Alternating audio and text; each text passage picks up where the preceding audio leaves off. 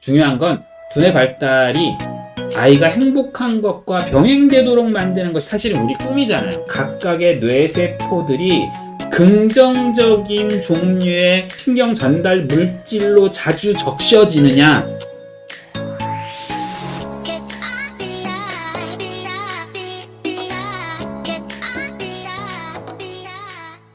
자, 우리 세 번째 시간 두뇌 발달.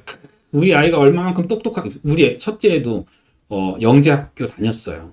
지금은 세 가지 단어를 주로 말하는 중학생이 되었습니다. 싫어, 몰라, 안 해. 아이들은 다 그렇게 큽니다. 아빠가 잘났다고 해서 해결되는 문제가 아니더라고요. 어떻게 할 수가 없어. 하지만 저는 항상 커뮤니케이션을 하기 위해서 노력합니다. 네.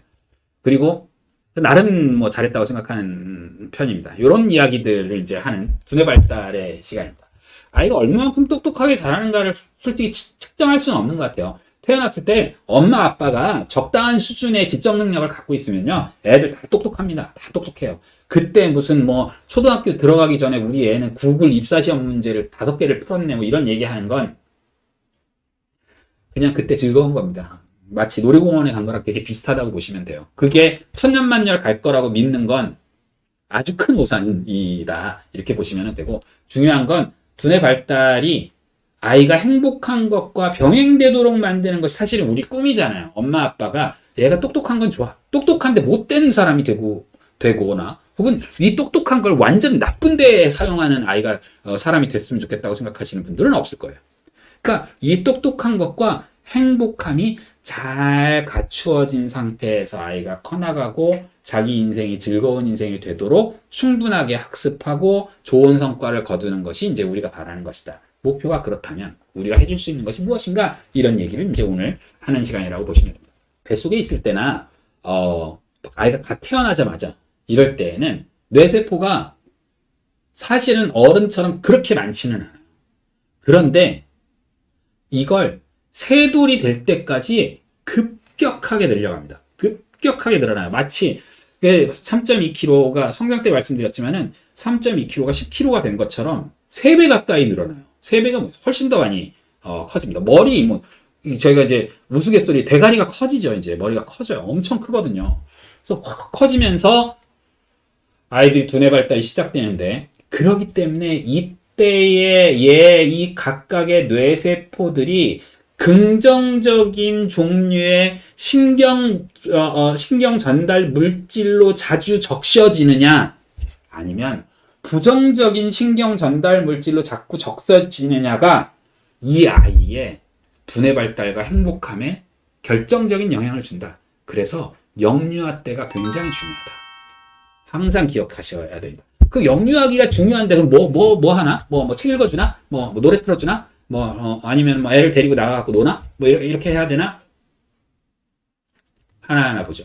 첫 번째, 일단 사실은 엄마가 뱃속에 아이가 있을 때 산모 스트레스를 덜 받는 게 굉장히 중요합니다. 근데 생각해 보시면 산모 스트레스라는 건 아주 없는 것도 웃기잖아요. 그렇지 않습니까? 엄마가 불안감, 아이가 어떤 아이가 태어날지부터 시작해서 대학 등록금까지 다 걱정하고 계실 타이밍인데, 그리고 저 남자는 내가 애 낳고 키우는 걸 잘 도와줄 것인가 이런 고민도 있을 텐데 걱정거리가 태산인데, 결국은 임신 중에 산모 스트레스는 누가 해소를 하셔야 되느냐? 지금 이 순간에 아빠를 빨리 오라고 하세요. 같이 봐야 돼. 이걸 봐야 돼. 왜냐하면 임신 중 산모 스트레스를 해결할 수 있는 방법은 물론 어머님들이 꿋꿋한 사람이 되면 제일 좋죠. 스트레스를 난 받지 않고 살 거야 라고 하고 자기 인생을 스스로 개척해 나가는 엄마면 최고. 그러나 여기에 반드시 필요한 것이 아빠가 도움이 있어야 돼요.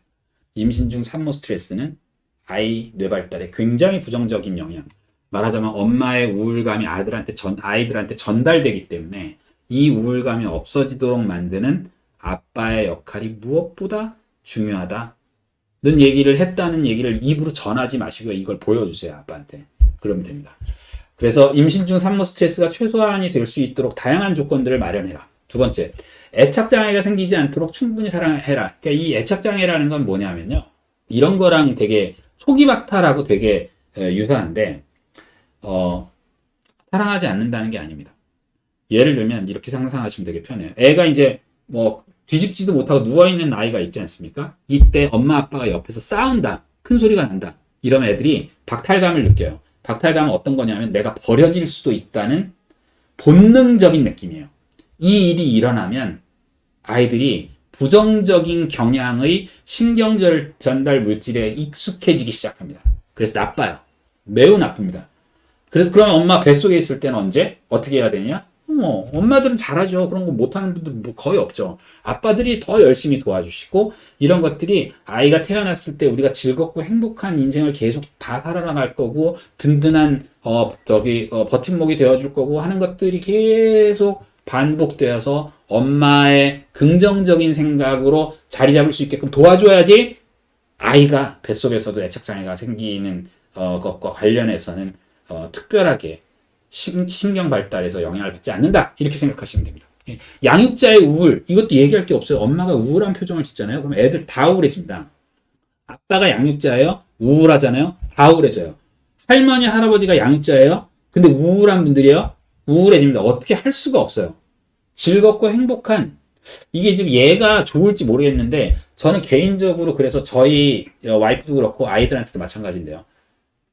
노홍철 씨 예를 굉장히 많이 들어요. 약간 극단적이죠. 미친 것 같잖아요. 그렇지 않습니까?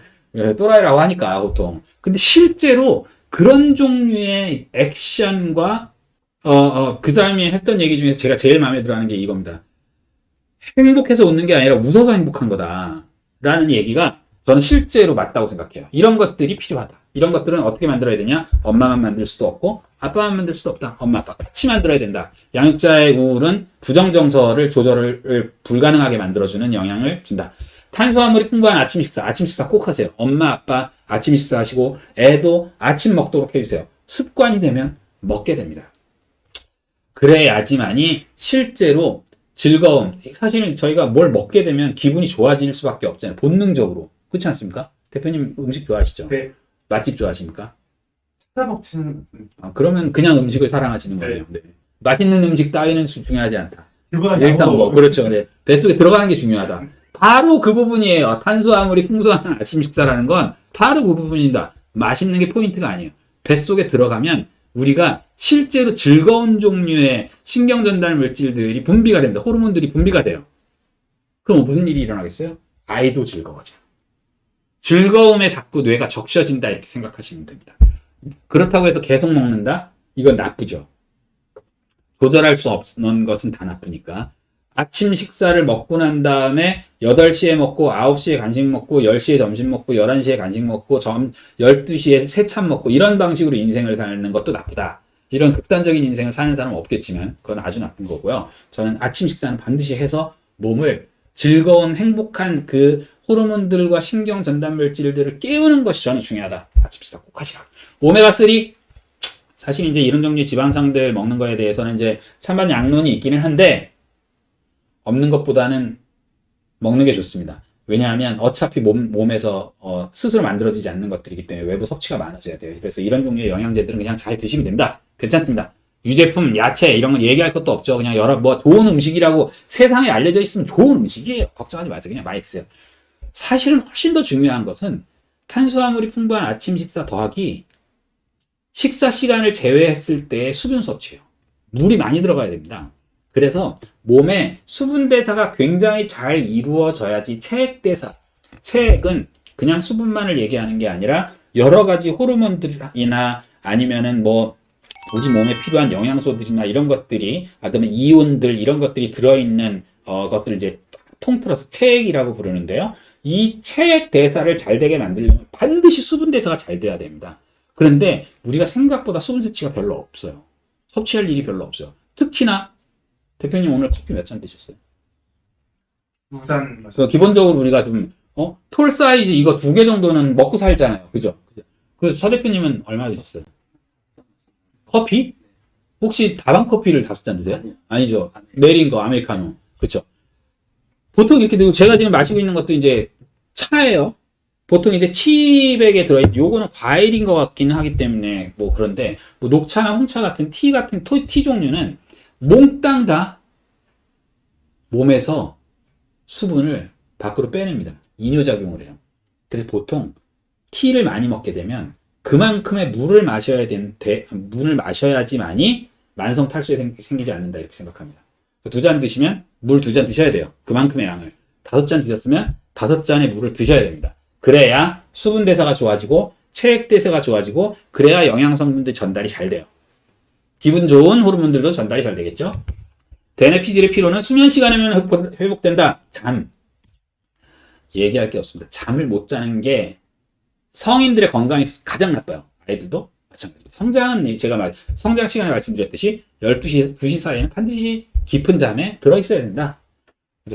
그래서 수면이 기억 형성이 됩니다. 이제 이제 태어나가지고 만 3돌 정도, 이게 아마 기억이 이때 되면 안 나실 텐데, 저한테 제가 24시간 카톡 상담을 하거든요. 그 환자분들 중에서 이제 아이 키우시는 분들이 저한테 상담을 보내는 것 중에서 상당 부분이 이런 거예요. 애가 이제 2돌 반에서 3돌 사이인데, 우리 애가 현이가, 예전엔 안 그랬는데, 요즘 잘 때 막 소리 지르고, 막 그래요. 어떻게 문제 있는 거 아닌가? 얘 스트레스 받았나? 우리가 막 괴롭힌 것도 아닌데 왜 그러죠? 만 3돌이 되기 전후부터 아이들이 낮에 있었던 일을 기억하기 시작해요. 그 전에는 기억이 안 납니다. 기억이 없어요. 그래서 소아과에서는 그냥 농담 삼아서 그 3돌 이하의 아이들을 그냥 크고 귀여운 벌레라고 불러요. 사람이 아니고.